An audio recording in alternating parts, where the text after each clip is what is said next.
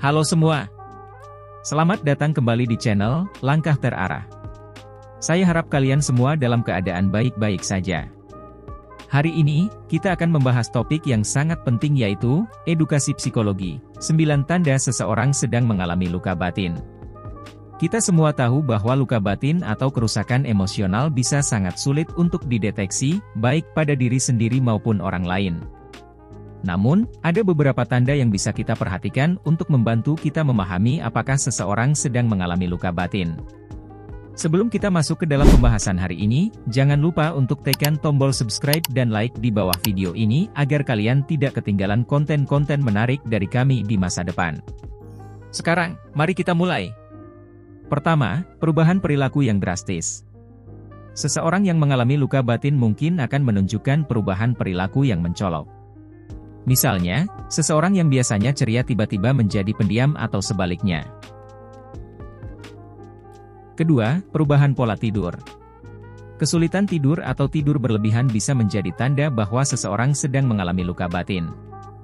Gangguan tidur seperti ini bisa menyebabkan penurunan kualitas hidup secara keseluruhan.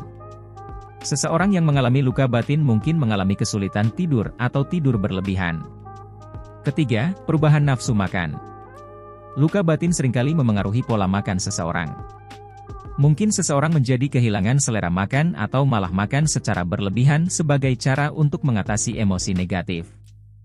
Mungkin seseorang menjadi kehilangan selera makan atau malah makan secara berlebihan sebagai cara untuk mengatasi emosi negatif. Keempat, penarikan diri dari aktivitas sosial. Orang yang mengalami luka batin cenderung menghindari interaksi sosial dan lebih memilih untuk menyendiri. Mereka merasa sulit untuk terhubung dengan orang lain. Kelima, penurunan minat pada aktivitas yang dahulu dianggap menyenangkan. Seseorang yang mengalami luka batin mungkin tidak lagi menikmati aktivitas-aktivitas yang biasa mereka lakukan. Misalnya, mereka kehilangan minat pada hobi atau kegiatan yang dahulu mereka gemari.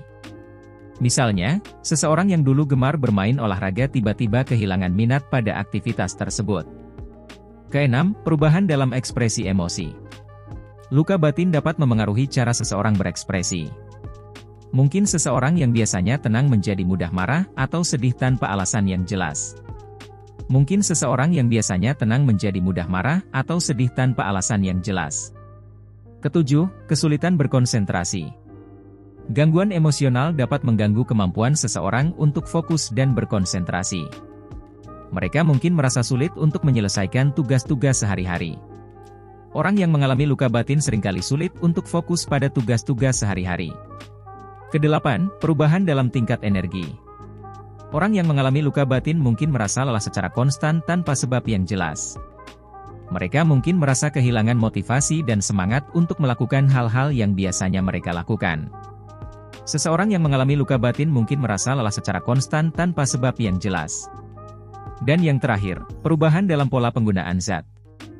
Untuk mengatasi emosi negatif, seseorang yang mengalami luka batin mungkin mencoba untuk mengkonsumsi alkohol, obat-obatan, atau zat lainnya. Hal ini bisa menjadi tanda bahwa mereka sedang berjuang untuk mengatasi masalah emosional mereka.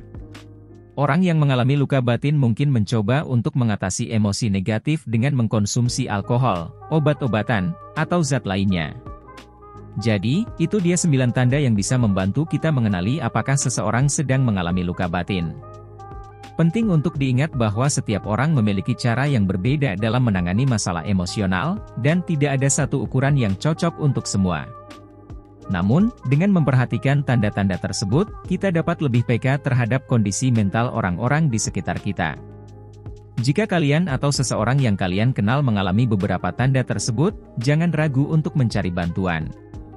Berbicara dengan orang yang dipercaya atau mencari bantuan profesional adalah langkah pertama yang penting dalam proses penyembuhan. Ingatlah bahwa kesehatan mental sama pentingnya dengan kesehatan fisik, dan tidak ada yang salah dengan meminta bantuan ketika kita membutuhkannya. Setiap langkah kecil yang kita ambil menuju pemulihan adalah langkah yang berarti. Terima kasih telah menonton video ini dan bergabung dengan diskusi hari ini. Jangan lupa untuk tetap menjaga kesehatan mental dan emosional kalian, serta bantu orang lain yang mungkin membutuhkan dukungan. Sampai jumpa di video berikutnya, dan selamat berjuang!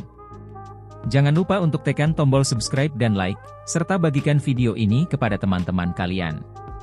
Salam dari kami di Langkah Terarah.